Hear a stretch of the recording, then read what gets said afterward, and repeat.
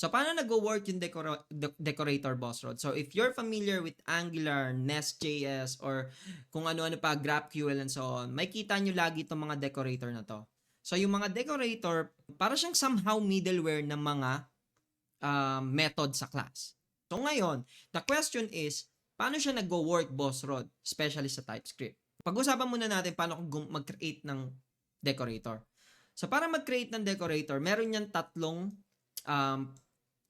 parameters na tinatawag. So, yung target, I don't have any idea on this. No?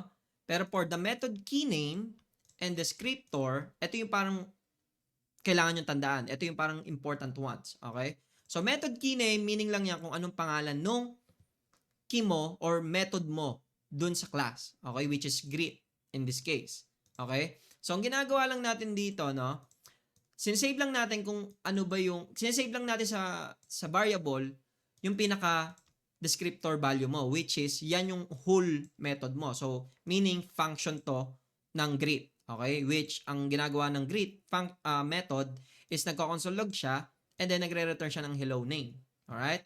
So, ngayon, ang ginawa ko dito mga boss, no? In-override ko yung descriptor value kasi yung descriptor value ayan yung magra-run muna, 'di ba? Magra-run muna 'yan bago niya i-run yung pinaka-function or even pwede mong hindi i-run 'yon. Okay?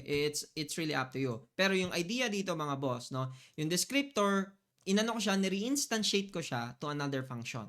Okay? Yung another function na 'yon, kinukuha ko lang yung arguments. Which yung arguments na 'yon, kung ano yung whatever yung ipapasa mo dito sa method na to. Okay? Ayan yung args na 'yon. Okay? So ngayon, may kita nyo dito, meron tayong console log. Sa console log, tinatawag natin yung method key name, which dapat yung greet yan. Calling greet with arguments, no? And then, yung arguments niya kung ano yung ipapasa mo dito sa name. That's the idea. Okay? Yung second na ginawa natin dito, which, eto na yung pag-call nung actual method. Okay? Which is yung greet. So, sinabi lang natin dito, okay, apply mo na to. Okay, i-run mo na tong greet na to. Okay, so ganun yung idea. Tapos pinasa lang natin kung ano yung args na nakuha natin dito sa part na to. Okay? And then ngayon, yung last part is nag-console log lang tayo. Method, greet, return, kung ano yung nire-return nitong greet method natin dito.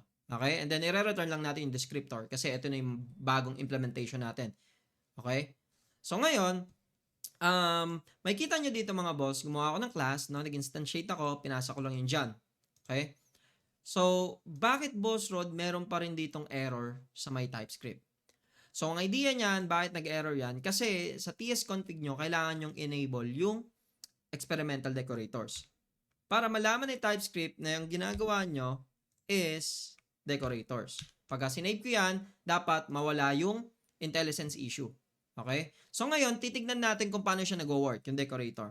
Okay? Save, run natin, pm day 4. So, pagka nirun nyo yan, mga boss, ayan, makikita nyo, di ba?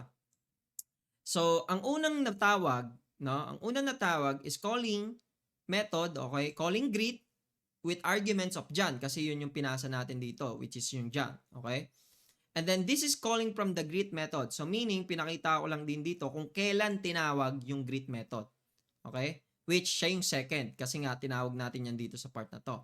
And then yung last, which after matawag na yan, yung method na yan, i-return na or console log na naman natin yung method greet returned kung ano naman yung ni-return nung greet method. Okay? That's the only idea of how decorator works. And then, you can play around with the types. Okay?